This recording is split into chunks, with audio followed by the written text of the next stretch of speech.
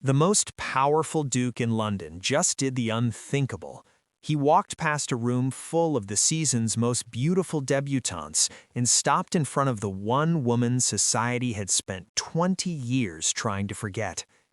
At 40, Lydia Dawson was no longer even a spinster, she was a ghost, perfected over 20 years, draped in dove-gray silk, blending into the shadows of the Ashworth Ballroom. She had been weighed, measured, and found so unremarkable that society had simply stopped seeing her. Until tonight, Hayden Donaldson, the Duke of Westbrook, a man whose wealth was matched only by his cold refusal of every eligible heiress in England, stopped mid-conversation. He didn't look at the debutantes in their pristine whites. He didn't glance at the season's diamond, whose smile was already beginning to crumble. He turned. He locked eyes with the woman standing by the terrace doors. The ballroom fell into a suffocating silence. Fans stopped mid-flutter as 300 pairs of eyes tracked the Duke's path. He wasn't walking toward youth or beauty. He was walking toward a woman the world had discarded 20 years ago. "Ms. Dawson," he said, his voice cutting through the stillness like a blade. Lydia's heart hammered against her ribs. "Your Grace, I believe you've made a mistake," she whispered, offering him an escape from what surely must be a moment of confusion. "There are far more suitable women." "I am asking you, Ms. Dawson," he interrupted, his gray eyes burning with a deliberate, terrifying intensity. "And I do not make mistakes about what I want." Her trembling hand met his. 300 pairs of eyes locked onto them. The whispers began, sharp, vicious, disbelieving. For the first time in 20 years, she didn't step back. She held his gaze. Let them all watch. Her hand in his, the world watching, she realized she could no longer disappear. And beneath the terror, a dangerous thought took root. What if this isn't a joke? What if this is real? This is the story of what happens when someone who has learned to be invisible is finally, irrevocably chosen, and how one deliberate choice in a crowded ballroom can rewrite everything society decided about worth, value, and who deserves to be loved. Lydia had perfected the art of disappearing while standing in plain sight. She stood near the terrace doors of the Ashworth Ballroom, positioned with the precision of a military strategist. To her left, debutantes clustered like pastel flowers. To her right, mothers watched like generals. And Lydia? She was exactly where she belonged, in the shadows. She had mapped every ballroom in London by its blind spots. Tonight, she was perfectly peripheral, invisible, safe, forgotten. "The terrace doors again?" her companion, Mrs. Violet Pemberton, murmured as she settled beside her. "The air is better here," Lydia replied. "The visibility is worse, you mean?" Lydia smiled faintly. That too. Then the great prize arrived. Hayden Donaldson, Duke of Westbrook, moved through the crowd with the careful courtesy of a man navigating a trap. Tall, dark-haired, with the kind of austere handsomeness that looked carved rather than born. Wealthy beyond comprehension, and according to every gossip sheet in London, utterly indifferent to the parade of perfect women presented to him season after season. "He's looking rather hunted tonight," Violet murmured. "They're looking rather predatory," Lydia replied.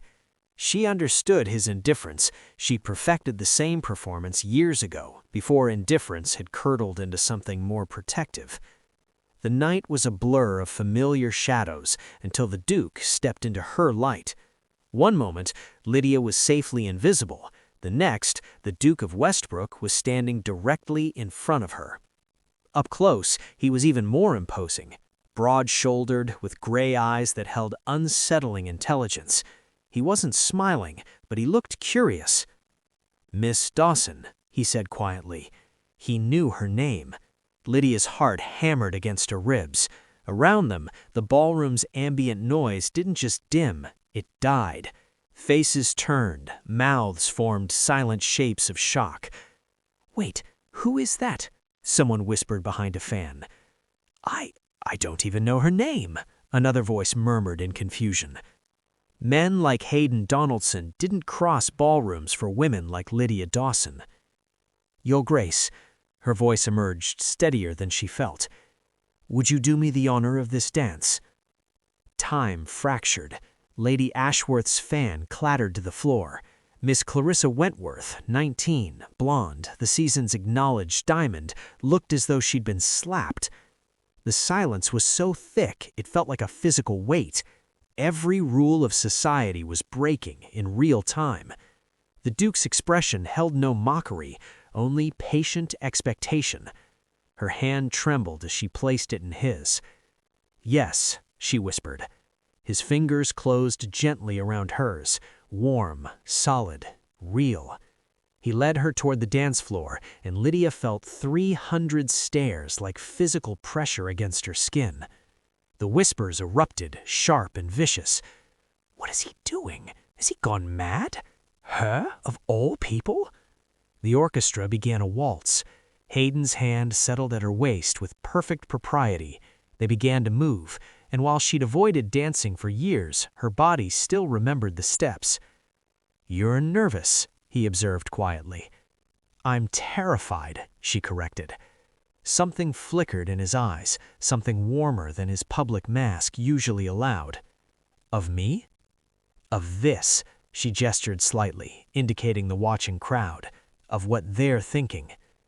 "Does it matter what they think?" "Your Grace, it's the only thing that has ever mattered." He was quiet, guiding them through a turn with unconscious grace. "You stood very still earlier, while everyone else was performing." Lydia blinked. "You were watching me?" "I was watching the room. You were the only person in it who wasn't pretending." The statement was so unexpected that Lydia nearly stumbled. The Duke steadied her effortlessly.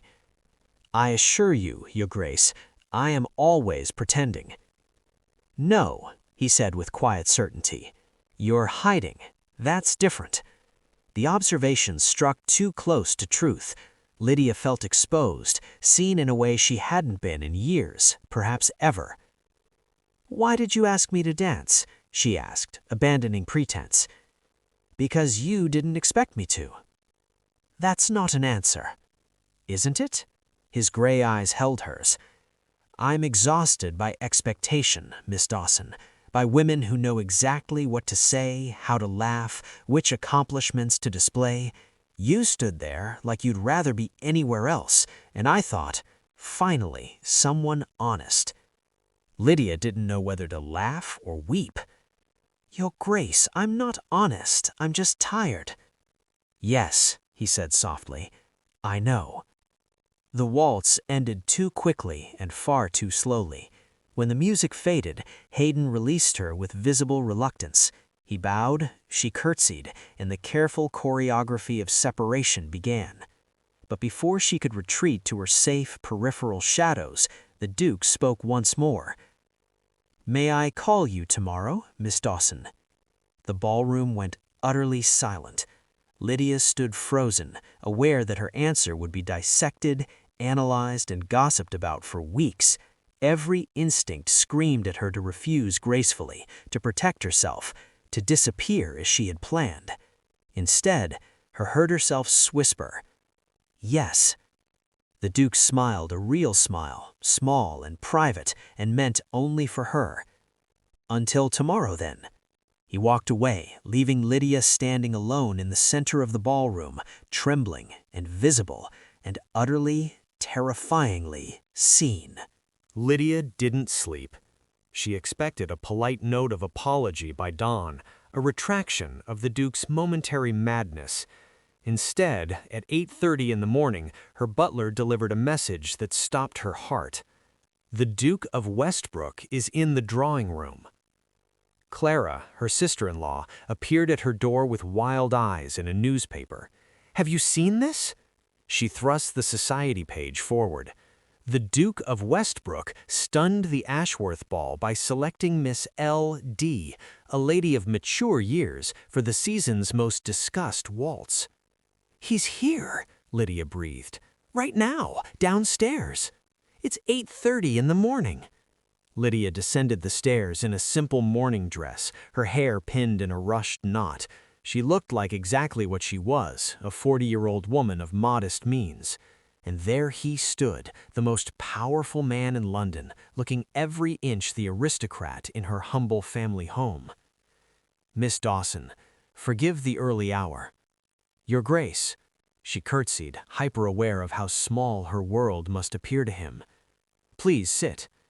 They settled into chairs separated by propriety and uncertainty. "I imagine you've seen the papers," Hayden said. "Yes. I apologize for the intrusion into your privacy." Lydia almost laughed. "Your Grace, I haven't had privacy worth intruding upon in 20 years. But I confess, I don't understand why you're here." He leaned forward, suddenly less Duke and more man. "Because I told you I would be." People say many things in ballrooms. I don't. The quiet certainty made her chest tighten. Sincerity felt dangerous when you'd spent 20 years expecting disappointment. "Your Grace." "Hayden," he interrupted gently. "When we're private, I'd like you to call me Hayden." The intimacy stole her breath. That wouldn't be proper. Neither was choosing you over every eligible woman in London, apparently. A hint of dry humor touched his voice. "Propriety and I seem to be on diverging paths." "You'll regret this," Lydia said quietly. "Whatever impulse moved you last night, you'll wake up tomorrow and realize you've attached yourself to a woman society has already dismissed. It will damage your reputation." "Miss Dawson," his voice was firm, "do you imagine I didn't consider all of this before I crossed that ballroom? I knew exactly what asking you to dance would mean. I knew the gossip it would generate. I chose to do it anyway." "But why?" The question burst from her, raw and desperate. "I'm not young. I'm not beautiful. I have no fortune, no connections. I am literally everything a duke should not want." Hayden was quiet for a long moment. When he spoke, it was a confession, not an explanation. "I spent 3 years watching perfect women perform perfect interest in me until I realized I'd been courting costumes, not people." His gray eyes held hers with intensity. "Last night, you were the only person in that ballroom who was real. When I asked you to dance, you didn't simper or pretend delight. You told me you were terrified. Do you know how extraordinary it is to meet someone who doesn't lie?" "I lie all the time," Lydia whispered. "I pretend I'm not hurt by dismissal, not wounded by pity, not slowly disappearing. I am a masterpiece of dishonesty, Your Grace." "Hayden, I can't call you that. Because if I do, if I let this become real, when it ends, and it will end, I won't survive it." The words hung between them, brutal in their honesty. Then Hayden did something no man of his rank ever does. He stood, crossed to her chair, and knelt. Knelt so their eyes were level, not as a duke to a subject, but as a man seeking truth. "Lydia," he said, and her name in his voice was unbearably intimate. "I'm not offering you a fantasy. I'm offering you the opportunity to be known, genuinely known. If that terrifies you, I understand, but don't refuse me because you think you're not enough. You're the first person in 3 years who's made me want to stay at a ball past the second dance." Tears burned behind her eyes. She didn't let them fall. "I don't know how to do this," she admitted. "Neither do I," Hayden said. "Perhaps we could learn together." It was too much, too enormous, too frightening. But Lydia had spent 20 years being safe, being small, being invisible, and she was so tired of it. "All right," she whispered. Hayden's smile was worth every moment of fear. The Duke of Westbrook had knelt before her in her modest drawing room, and in that moment, Lydia realized this wasn't charity or pity or temporary madness. This was a man who'd been searching for something real and believed he'd found it in her. While London society waited for the Duke to come to his senses, Hayden was doing something far more dangerous. He was visiting Lydia at 3 o'clock, the hour of secrets. Not the fashionable hour when drawing rooms filled with visitors and performance was required. 3 o'clock was quiet, private, real. They didn't sit in stiff formality. They talked. "Tell me something true," Hayden said one afternoon. 5th visit, both of them settled into worn chairs by the window. Lydia considered. "I hate embroidery." His eyebrows rose. "That's your truth?" "I've spent 20 years being told it's appropriate for unmarried women. I've embroidered 17 cushion covers I'll never use. I despise every stitch." Hayden laughed a real laugh, unguarded. "What would you rather do?" "Read philosophy, argue about politics, attend lectures on astronomy. Things unmarried women aren't supposed to want." "Why aren't you supposed to want them?" "Because wanting things that aren't provided makes one difficult." "Good," Hayden said firmly. "Be difficult." The permission settled into her chest like warmth. On the 7th visit, Lydia asked the question that had haunted her. "Do you regret it yet?" "Regret what?" "Choosing me? The gossip must be unbearable." Hayden set down his teacup with deliberate care. "Lydia, the gossip is tedious, not unbearable, and I don't regret you. I regret every evening I wasted pretending to enjoy insipid conversation with women who were pretending to enjoy me." "They weren't pretending. You're a duke." "Exactly. They enjoyed the title, not me." He met her eyes. "You flinch when I compliment you and argue when I'm wrong. Do you know how extraordinary that is?" "I think you've been surrounded by sycophants too long." "I think you've been invisible too long." The words landed like a physical touch. But visibility had a price. At the modiste's shop, the shadows Lydia had lived in for 20 years turned into knives. "I cannot fathom what he sees in her. She's practically ancient," a debutante whispered behind a curtain. "Perhaps she's wealthy." "No, I heard her brother supports her. It must be some sort of spell." "Or blackmail." Lydia froze, fabric samples turning to lead in her hands. But she wasn't the only one listening. "Or perhaps," a cold voice cut in, "the modiste herself. His Grace has better taste than to value women solely for their youth. Will that be all, ladies?" The whisperers fled in flustered silence. Madame Bisset emerged, measuring tape around her neck, expression knowing. "Don't let them diminish you, Miss Dawson." "They're just saying what everyone thinks." "Then everyone is a fool." The modiste gestured to deep sapphire silk. "That, with your coloring, with your bearing, you'll stop hearts." "I don't want to stop hearts. I want to be left alone."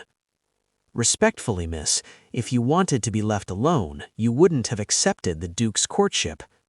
Madame Bisset's eyes were kind but firm. "You've been dressing to disappear for years. Perhaps it's time to dress like a woman who deserves to be chosen." Lydia thought about that conversation for days. On the 12th visit, Hayden didn't bring flowers. He brought Locke's essay concerning human understanding. "You want to read philosophy with me?" Lydia asked, stunned. "I want the woman who isn't pretending," he replied. Lydia took the book with trembling hands. "It's perfect." They spent the afternoon reading passages aloud, debating interpretations, arguing about epistemology. At one point, Lydia got so animated in her counterargument that she forgot to be careful, forgot to be small, forgot everything except the pure joy of intellectual engagement. As they argued about epistemology, Lydia forgot to be invisible. She laughed, and it was the sound of a woman waking up after a 20-year sleep. When she finally paused, breathless, she found Hayden watching her with profound tenderness. "What?" she asked, suddenly self-conscious. "You're brilliant," he said simply, "and I've never seen you smile like that." Lydia touched her face, startled. She had been smiling. "This is who you are when you're not performing invisibility," Hayden continued quietly. "This passionate, fierce, extraordinary woman. I wish you could see yourself the way I do." "How do you see me?" "As the most interesting person I've ever met." Lydia's breath caught. "Hayden." The room went still. "I'm falling in love with you," he said, not as a romantic plea, but as a fact stated with the same certainty he'd used to describe the weather. "I thought you should know." The world tilted. "You can't be." "Why not?" "Because I'm 40? Because society thinks I'm mad? Because this doesn't happen to women like me, Lydia?" He reached across the space between their chairs and pulled her out of the margins forever.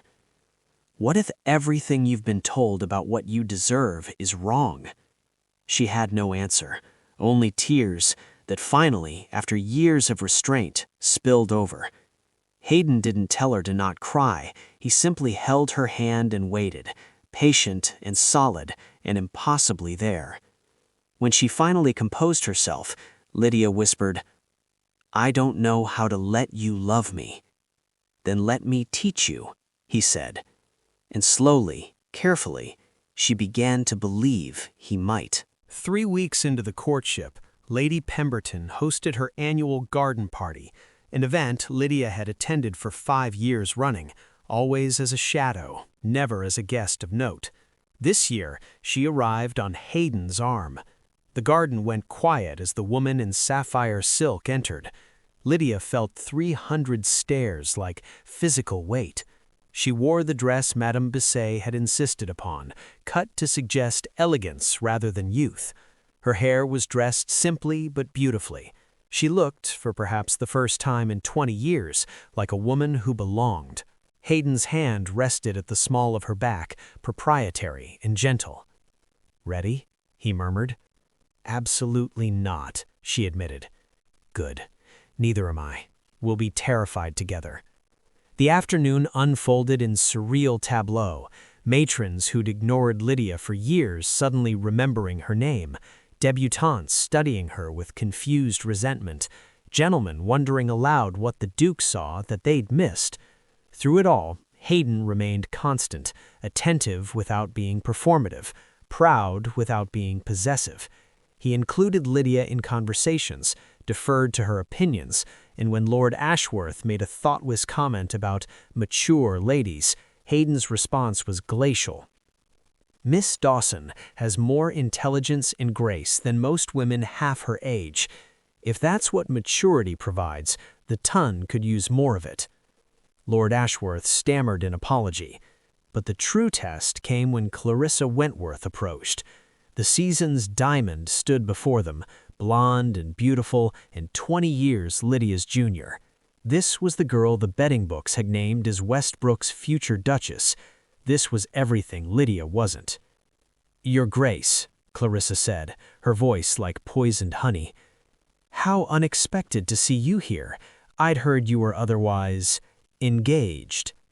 "Miss Wentworth." Hayden's tone was polite, nothing more. Clarissa turned to Lydia, assessment cold in her blue eyes.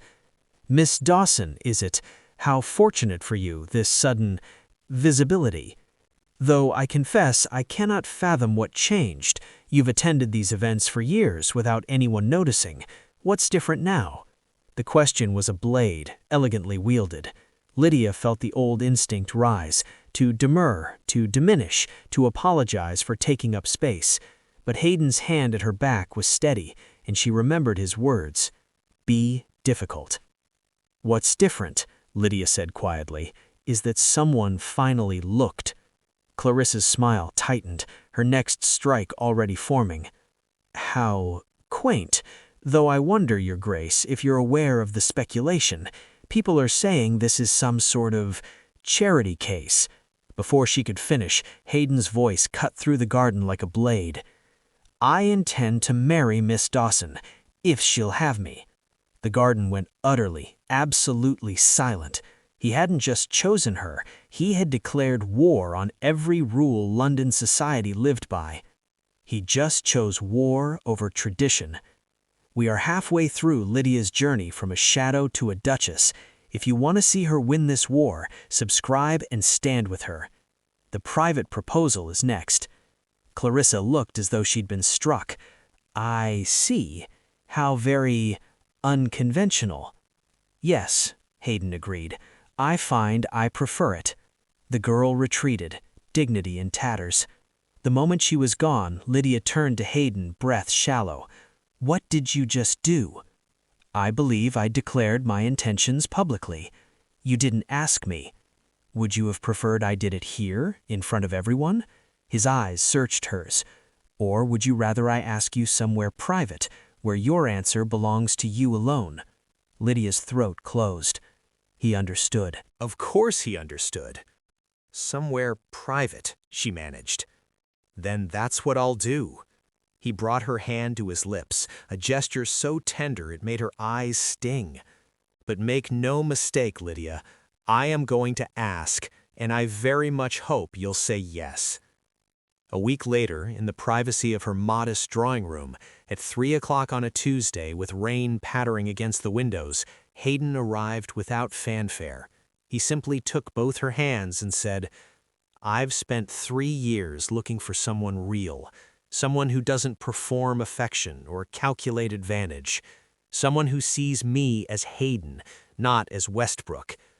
I found her standing at the edge of a ballroom, looking as though she'd rather be anywhere else, and I haven't stopped thinking about her since." Lydia's breath shook. "You are brilliant and difficult and honest in ways that terrify you," he continued.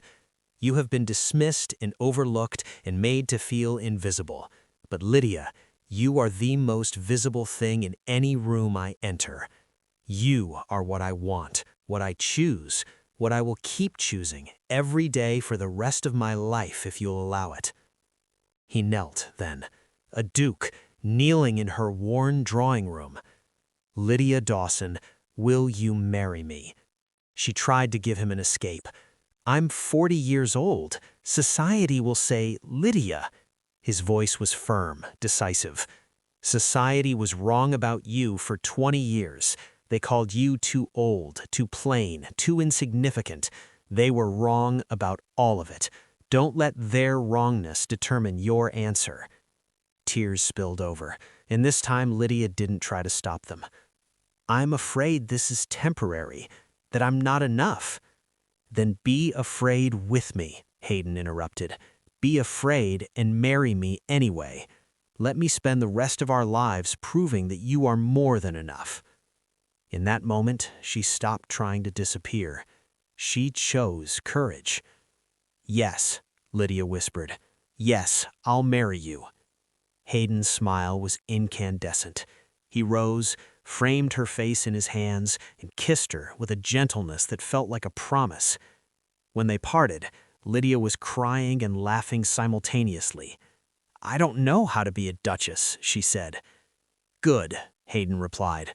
"I'm tired of people who know exactly how to perform the role. I'd rather have you, uncertain and honest and entirely yourself. Even when I'm difficult? Especially then."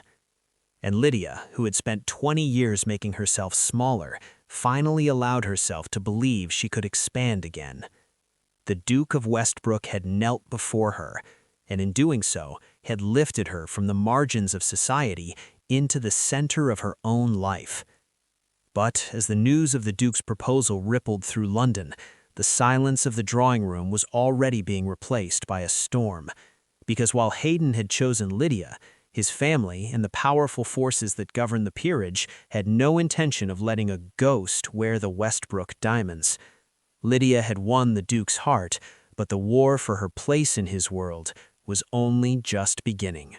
The engagement announcement appeared in the Times the following morning.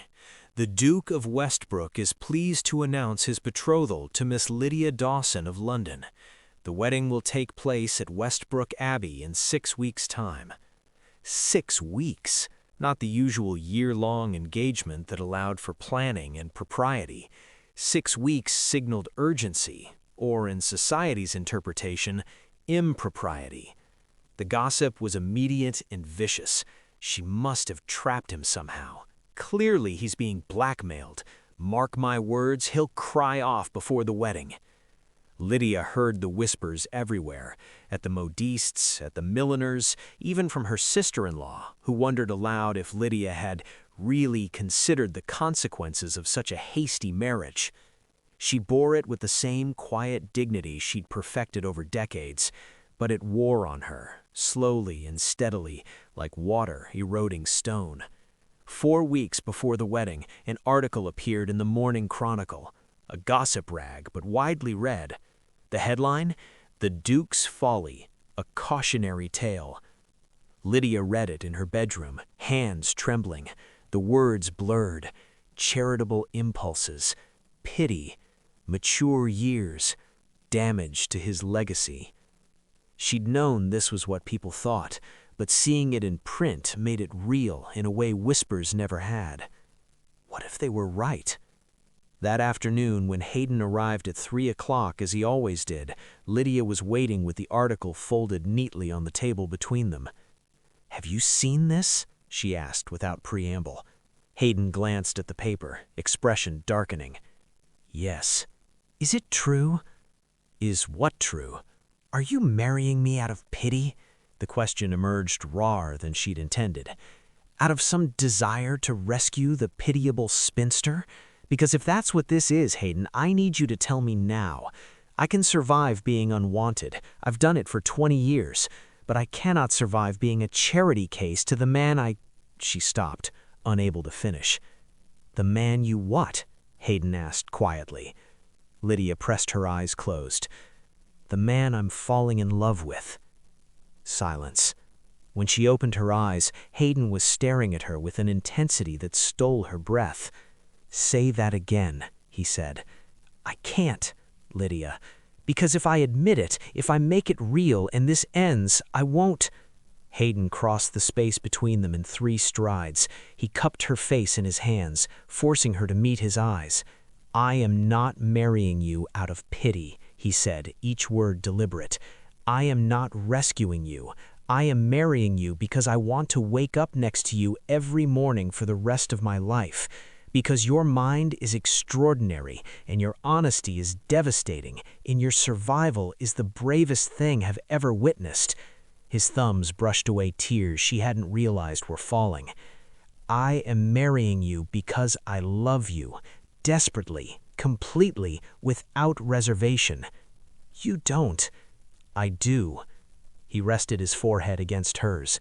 "And I need you to hear me, Lydia, not society's version of this story, not the gossip or the speculation. Me. I love you, not in spite of your age or your circumstances or any of the things they've decided make you unworthy.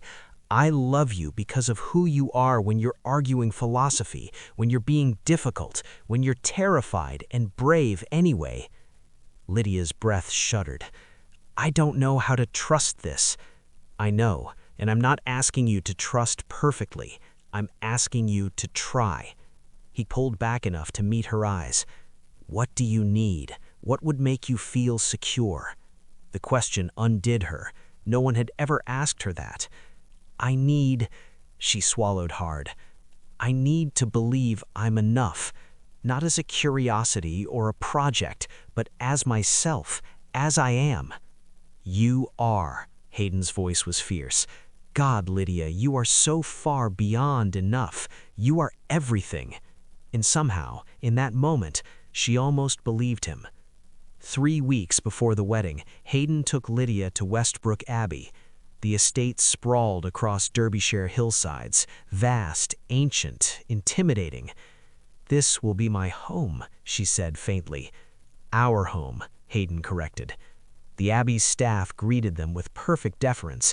The housekeeper, Mrs. Talbot, was particularly warm.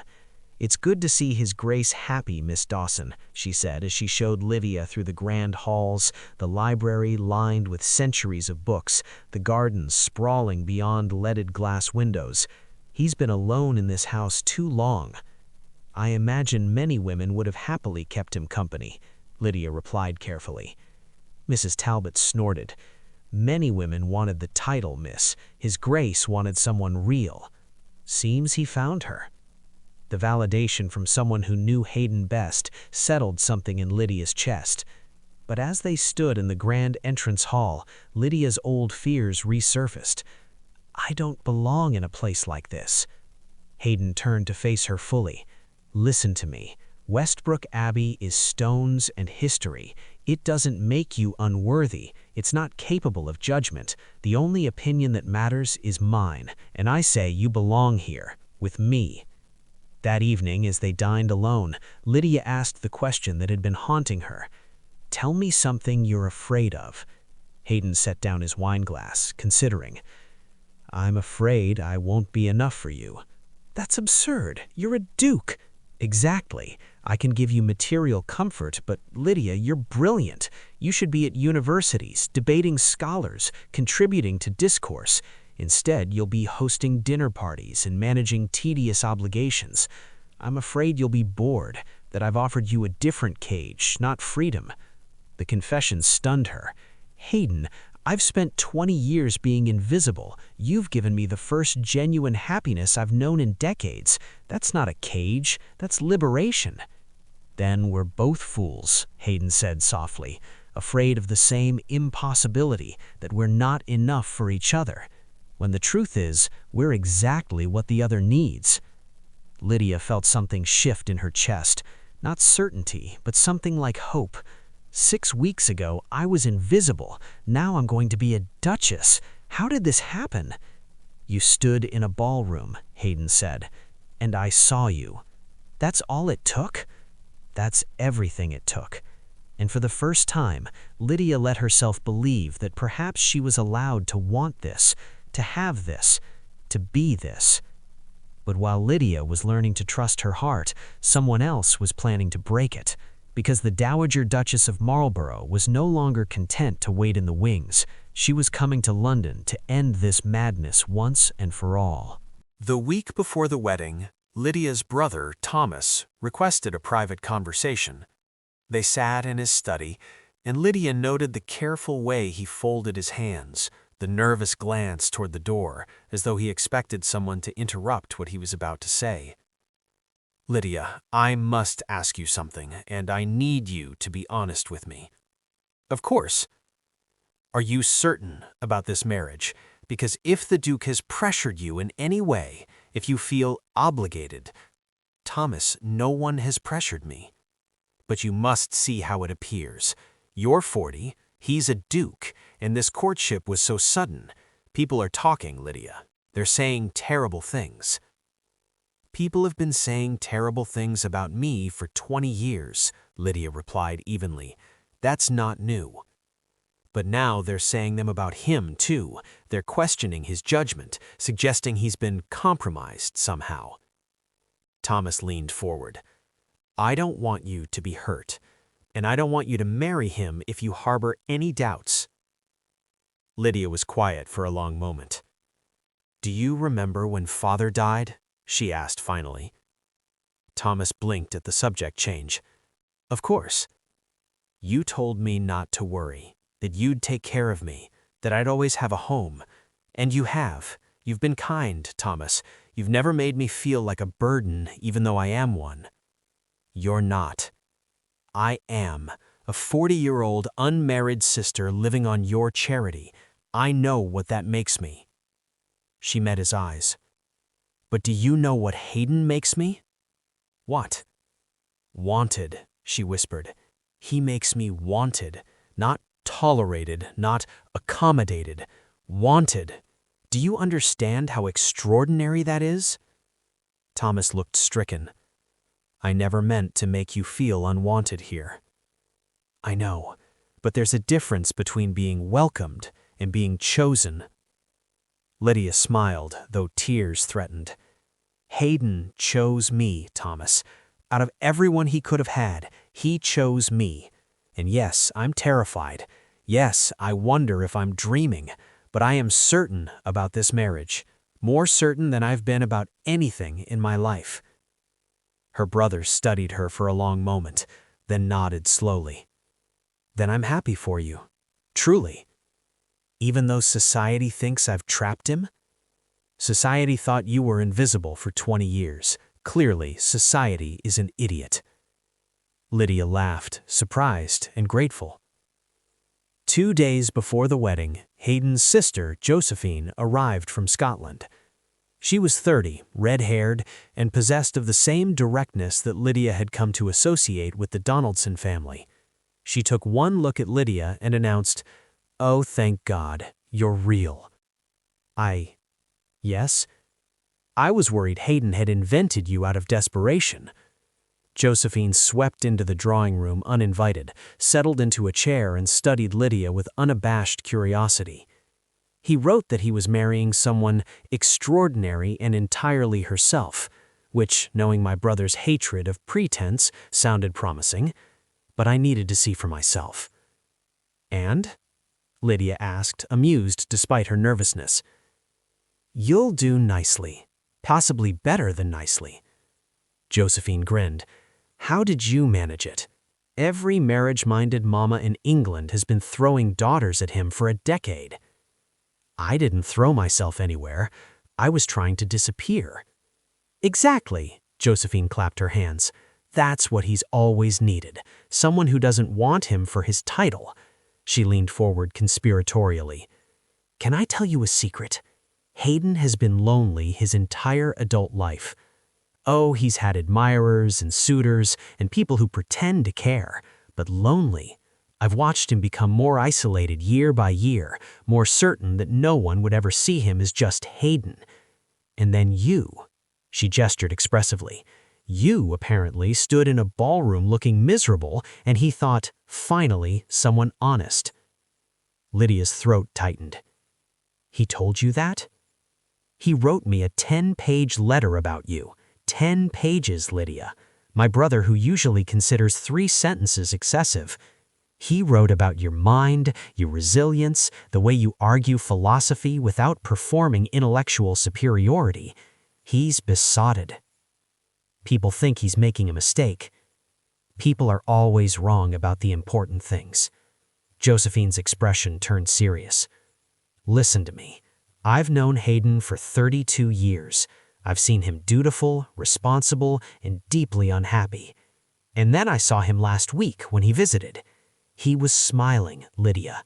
Actually smiling. Not the polite smile he uses for society. A real one." She reached across and took Lydia's hand. "Whatever doubts you have, and you clearly have them, I can see it in your eyes. Please don't let them steal this. He loves you, and you've made him happy. That's not a small thing." Lydia's vision blurred. "I'm terrified I'm not enough." "Then be terrified and marry him anyway," Josephine said firmly. "That's what brave people do." The night before the wedding, Lydia couldn't sleep. She stood at her bedroom window looking out at London's darkened streets and thought about trajectories, about how 20 years of careful invisibility had led to this, a wedding at Westbrook Abbey, a duke who claimed to love her, a future she'd stopped letting herself imagine. Tomorrow, she would become the Duchess of Westbrook. Tomorrow, she would step into a spotlight she'd spent 2 decades avoiding. Tomorrow, everything would change. The fear was enormous, but underneath it, threaded through it, was something else. Possibility. She'd spent so long protecting herself from disappointment that she'd forgotten what hope felt like. But standing in the darkness, on the precipice of transformation, Lydia felt it now. Fragile and tentative and impossibly brave. A knock at her door startled her. "Come in." Clara entered, carrying something wrapped in tissue. "I thought you might want this."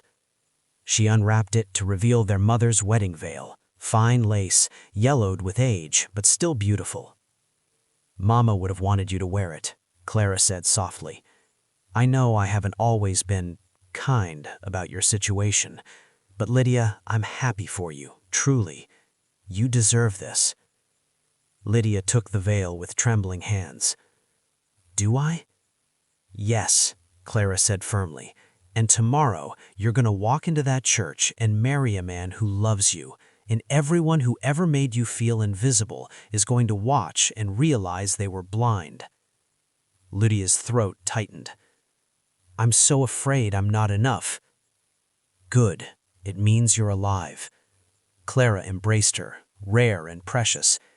Be afraid, Lydia, but walk into that church like you own the ground beneath your feet, because tomorrow the ghost becomes a duchess. And standing there, holding her mother's veil, surrounded by her sister-in-law's unexpected warmth, Lydia made a decision. She would choose courage. She would walk into that church, she would marry Hayden Donaldson, and she would let herself be seen completely, vulnerably, irrevocably seen. Tomorrow, invisibility would end. Tomorrow, life would begin. The morning arrived, and Lydia was already awake, not from nervousness, but from a strange, settled calm that felt almost foreign. This was happening. Today, she would become Duchess of Westbrook, and somehow, impossibly, she was ready. Clara burst into her chambers first, followed by Josephine, then Madame Bisset herself, who'd insisted on attending personally. The preparation unfolded with surprising efficiency. No fuss, no melodrama, just 3 women working to transform another. Hair pinned with careful precision, pearls threaded through dark curls going silver at the temples. Cosmetics applied with a light hand that enhanced rather than disguised. Then came the dress, deep ivory silk that caught the morning light like liquid pearl, delicate lace sleeves that whispered elegance without apology. The cut was deliberate, designed to celebrate a woman of 40, not disguise her. It didn't try to make Lydia look younger, it honored exactly what she was. Every seam, every fold of fabric said the same thing. You are enough as you are. You're beautiful, Clara whispered, adjusting the veil, their mother's veil, yellowed with age, but still precious. Lydia looked at herself in the mirror and experienced something she hadn't felt in 20 years. She didn't immediately catalog her flaws, didn't search for what was wrong or lacking. She saw a woman, not young, but dignified, not fashionable by society's cruel standards, but authentic, not invisible, but utterly, undeniably present. I look like myself, she said, surprised. Madame Bisset smiled with deep satisfaction. Exactly, that's the point. Josephine squeezed her hand. He's gonna lose his mind when he sees you. The ceremony would take place in the Abbey's private chapel, all ancient stone and stained glass and centuries of witness. As Lydia stood in the vestibule with Thomas beside her, she could hear the assembled guests through the heavy doors. The whispers were familiar by now. I still can't believe he's going through with it. She must be quite something for him to defy convention this way. Or he's utterly mad. Thomas squeezed her arm. Ready? Lydia met his eyes and told him the truth. No, but I'm going anyway. The chapel doors opened. Every wedding followed the same choreography. Doors open, music swells, all eyes turn to the bride, to assess, to judge, to evaluate her worthiness for the role she was about to assume. Lydia had attended enough weddings to know this moment was designed to feel like examination, like walking through a gauntlet of collective opinion. But she didn't look at them. She kept her gaze fixed forward, because at the end of that aisle, standing before the altar in formal black, was Hayden, and he was looking at her like she was the answer to every question he'd ever asked, like she was inevitable and chosen and exactly right, like nothing else in that chapel, not the whispers, not the stares, not society's collective shock, mattered at all. The walk felt simultaneously endless and too brief. Lydia was aware of the watching faces in her peripheral vision. Lady Pemberton dabbing her eyes with genuine emotion, Miss Clarissa Wentworth looking like she'd swallowed glass, the Dowager Duchess of Marlborough watching with inscrutable intensity, every eye calculating, measuring, wondering what the Duke saw that they had missed. But it all became background noise compared to the way Hayden watched her, with wonder, with certainty, with unmistakable, devastating love. When Thomas placed her hand in Hayden's, the Duke's fingers closed around hers with gentle firmness, warm and solid and real. "You're beautiful," Hayden whispered, for her alone. "I'm terrified," she whispered back, honest even now. He smiled, and it was only for her. "I know, so am I. Let's be terrified together." The vicar began speaking about duty and devotion, about sacred bonds and solemn promises. His voice rolled through the chapel with practiced solemnity, but Lydia barely registered the words. She was focused entirely on Hayden's face, on the way his expression never wavered, never betrayed doubt or second thoughts. This man, this impossible man, had chosen her, was choosing her, would keep choosing her. When it came time for the vows, Hayden's voice rang clear and steady through the ancient space. "I, Hayden Arthur Donaldson, take thee, Lydia Margaret Dawson, to be my wedded wife, to have and to hold from this day forward, for better, for worse, for richer, for poorer, in sickness and in health, to love and to cherish, till death us do part." The words should have felt archaic, performative, the same vows spoken at thousands of weddings before theirs. Instead, they felt like promises being carved into permanence, like something that would outlast the stone walls surrounding them. When Lydia's turn came, her voice trembled but held. "I, Lydia Margaret Dawson, take thee, Hayden Arthur Donaldson, to be my wedded wife, to have and to hold, through visibility and vulnerability, through fear and hope, through every impossible moment yet to come, through society's whispers and her own lingering doubts, through it all. I now pronounce you husband and wife." Hayden cupped her face in both hands, the same tender gesture he'd made in her drawing room weeks ago, and kissed her. Not chaste or ceremonial, not performed for the assembled witnesses, but deep and certain and real, a promise, a claim, a choice made irrevocable.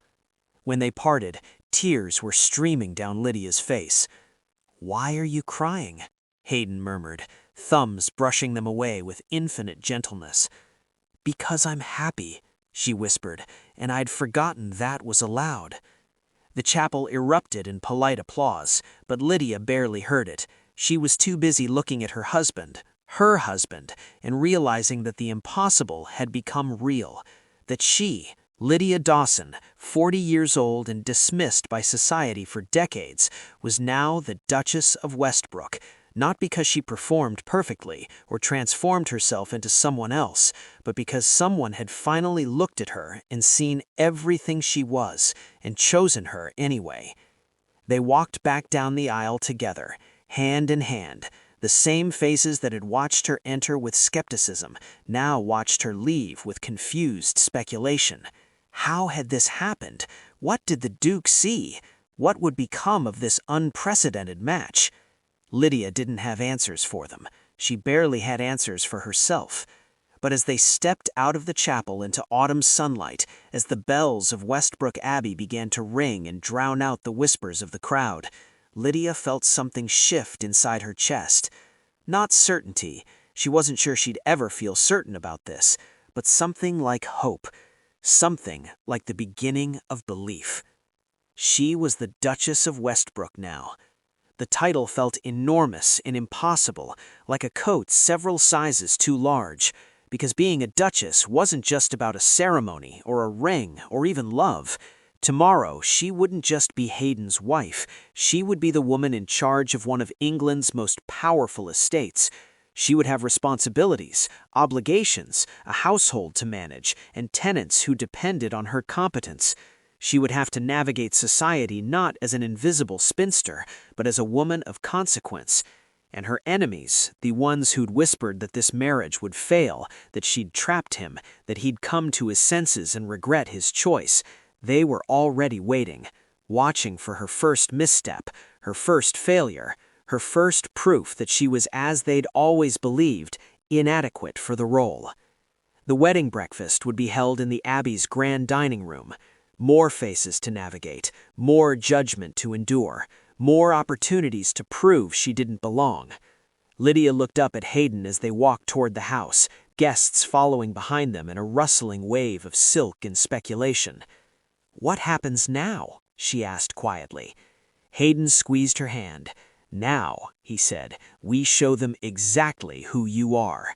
And despite the fear curling in her chest, despite the challenges waiting just beyond this moment of celebration, Lydia smiled, because for the first time in 20 years, she wasn't facing the world alone. Marriage, Lydia discovered, was not a fairy tale ending, but a daily choosing. The first month at Westbrook Abbey was an exercise in profound inadequacy. She had to learn the household's rhythms, which servants reported to whom, when meals were served, how the morning room differed from the drawing room in function, if not in form. She met with tenants who called her Your Grace with faces that betrayed their skepticism. She was supposed to oversee staff she still felt unqualified to command, make decisions about matters she'd never considered, inhabit a role she'd never been trained for. When the housekeeper asked about menu preferences for an upcoming dinner, Lydia realized with mounting panic that she'd never planned anything more elaborate than tea for two. "I don't know," she admitted, feeling like a fraud. "Whatever is appropriate." Mrs. Talbot's expression was kind but expectant, waiting for actual direction from the woman who was now mistress of the house. That evening, Hayden found her in the study, surrounded by household accounts she couldn't decipher, ledgers full of numbers that might as well have been written in Greek. "You don't have to be perfect," he said quietly, settling into the chair beside her. "You just have to be here."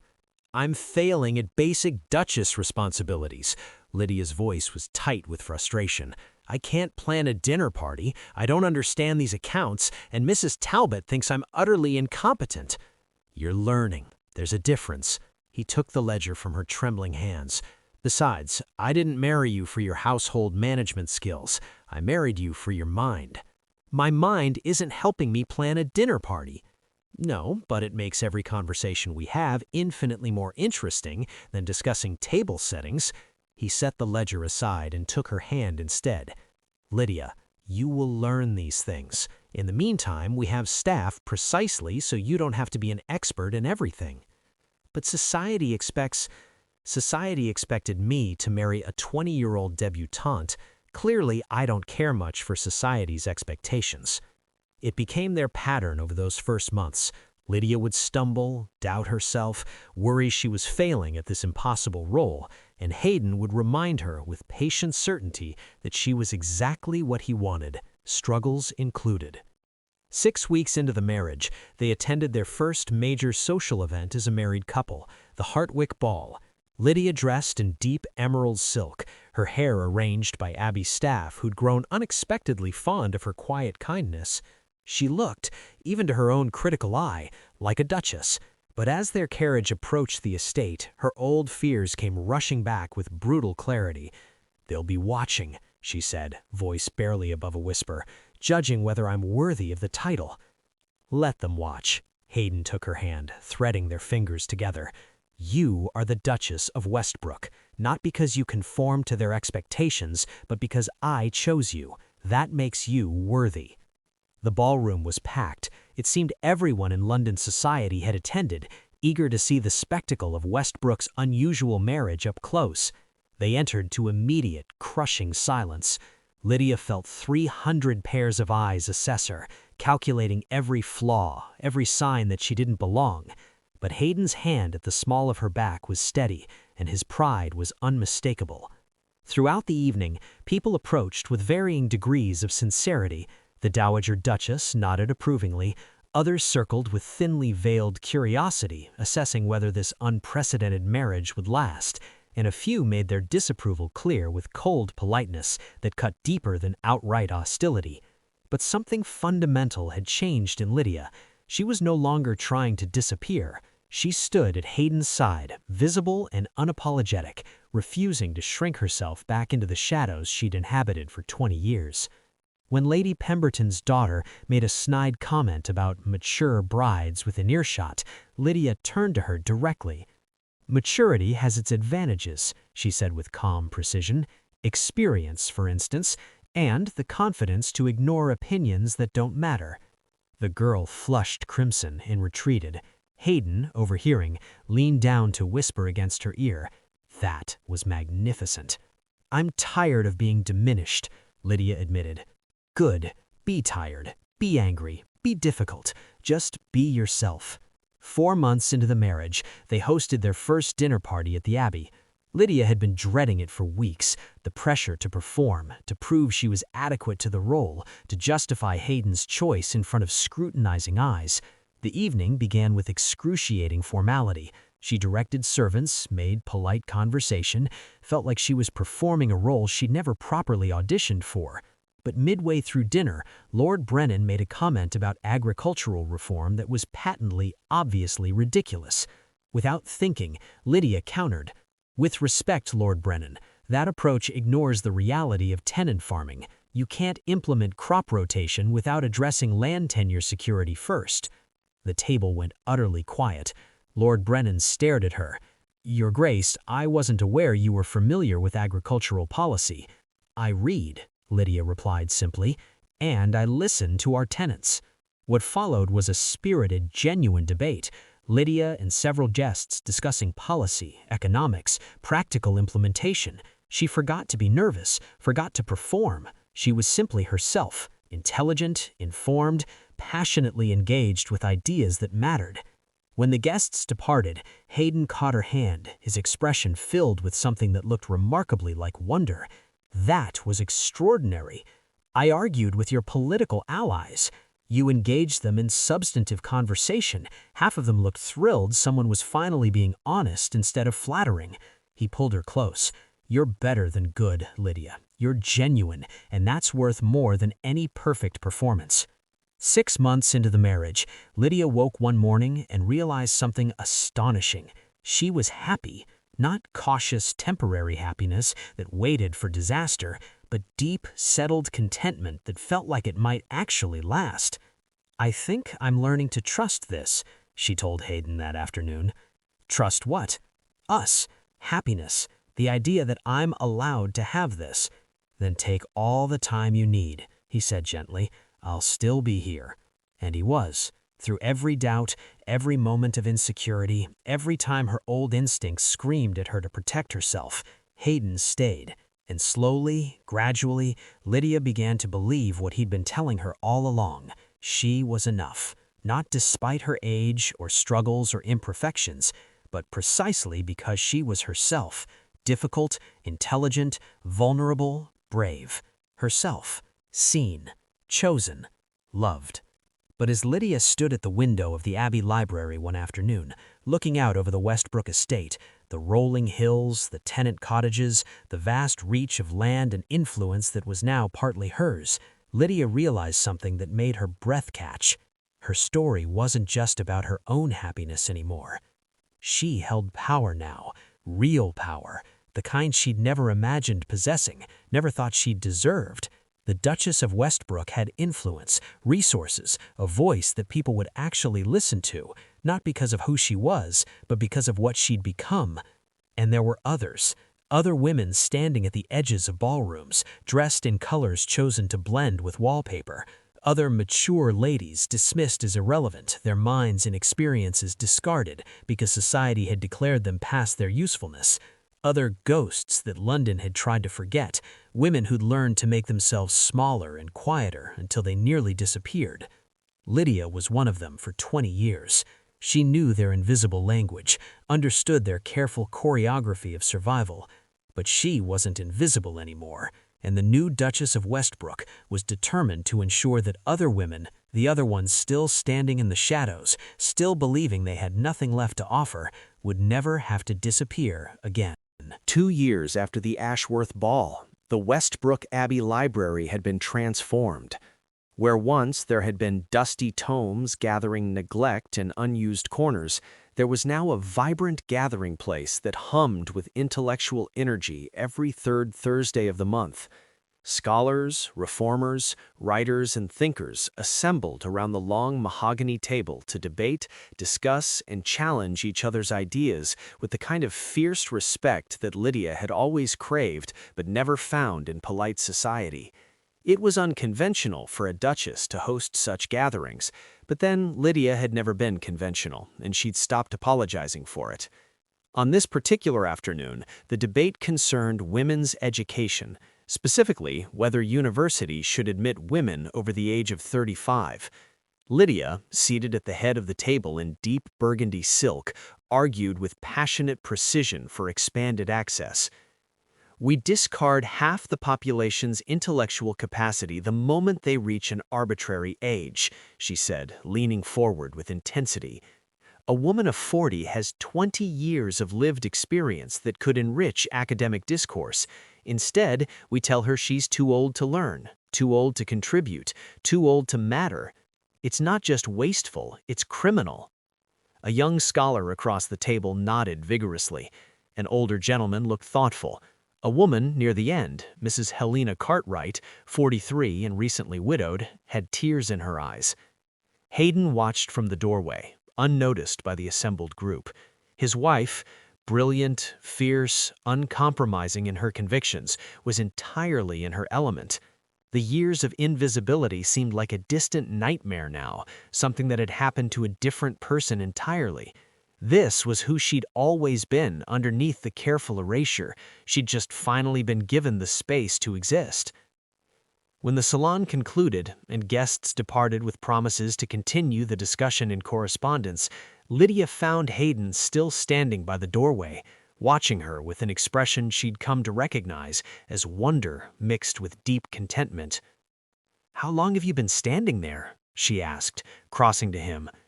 "Long enough to fall in love with you all over again," he replied with complete honesty. Lydia laughed, the sound freer and richer than it had been 2 years ago, unrestrained by the careful modulation she'd once used to make herself smaller. She settled into his embrace with the comfortable familiarity of someone who no longer questioned whether she belonged there. "Do you ever regret it?" she asked, a question that had become something of a ritual between them. "Choosing the difficult spinster over the easy debutante?" "Every day," Hayden deadpanned, his eyes glinting with humor. Lydia smacked his arm playfully. "I regret," he continued, pulling her closer, "every moment I spent in ballrooms before I met you, every conversation with women who weren't you, every dance that wasn't ours." His voice softened into something tender. "I regret nothing about choosing you, Lydia. You were the best decision I've ever made." "Even when I'm being difficult?" "Especially then." They stood together in the library they'd built, not just a room, but a life, one constructed on honesty, mutual respect, and the radical notion that love didn't require youth or beauty or conformity to society's narrow definitions. It required only seeing and being seen. Everything else was negotiable. "I wrote something," Lydia said suddenly, crossing to her desk with purposeful strides, "for the journal that's publishing my education proposal. Do you want to hear it?" "Always." She retrieved a sheaf of papers, handwritten in her own careful script, words crossed out and rewritten, ink blots where her pen had pressed too hard with emotion. This wasn't polished prose, this was raw truth. Lydia stood by the window, holding the pages, and when she began to read, her voice wasn't steady or calm, it was fierce, urgent, like she was speaking directly to every woman still hiding in ballroom corners, still believing she had nothing left to offer. "For 20 years, I believed my worth was determined by others' perception." Her hands tightened on the paper. "I dressed to disappear, spoke to appease, existed in the margins of rooms where I was expected but not wanted. I thought survival required invisibility. She looked up from the page, meeting Hayden's eyes. I was wrong. Her voice rose with conviction. Worth is not bestowed by society's approval. It is inherent. It was always there, waiting for me to claim it.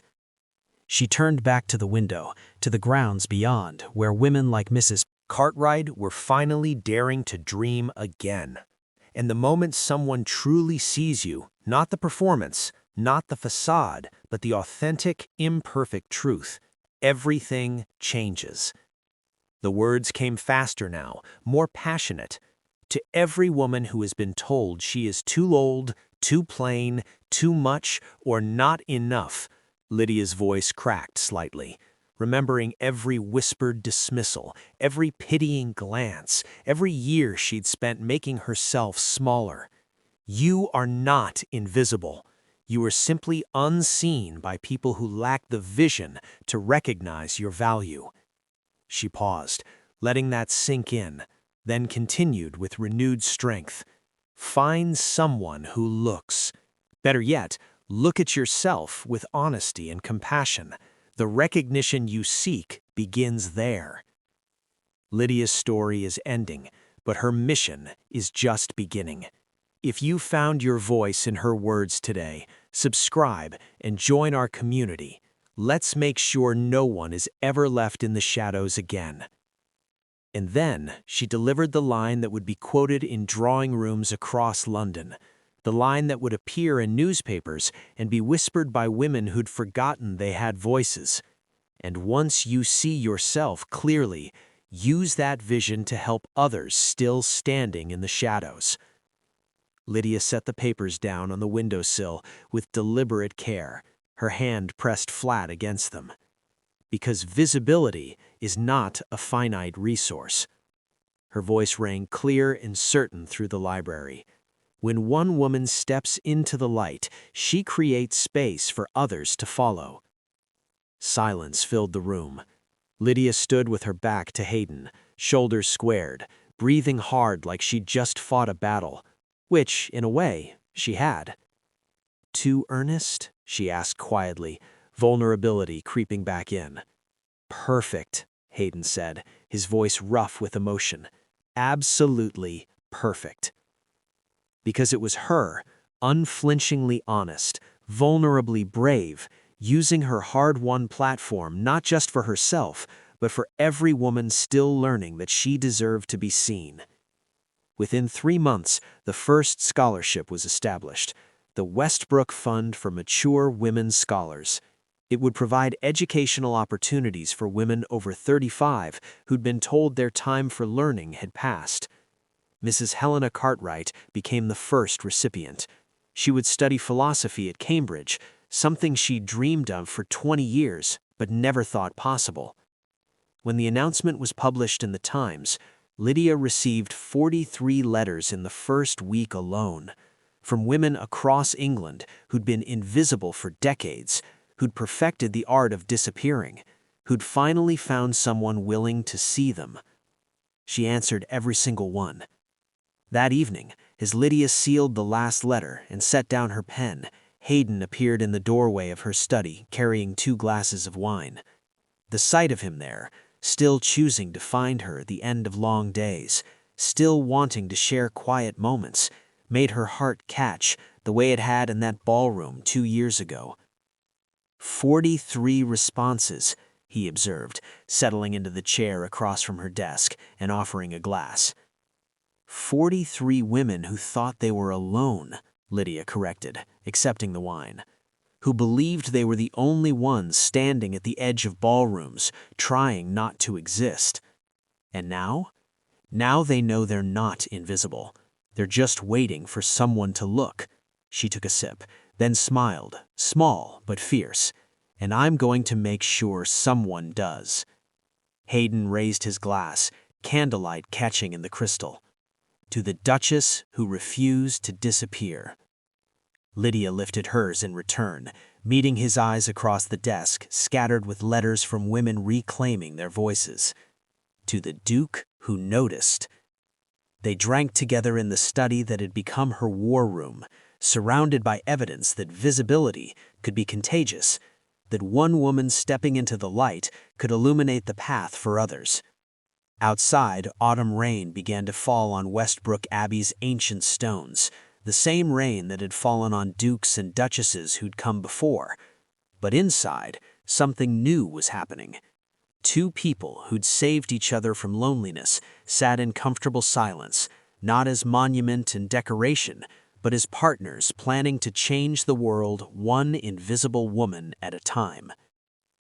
Hayden set down his glass and reached across the desk, taking her hand, the same gesture he'd made in a ballroom when everything had been impossible and terrifying and new. "I love you," he said simply, "not for what you're doing, though I'm proud of that, but for who you are, who you've always been, even when you were hiding." Lydia's throat tightened. After 2 years of marriage, he could still undo her with honesty.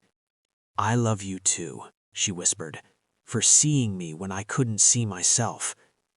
"We saw each other," he corrected gently. "That's what made it real."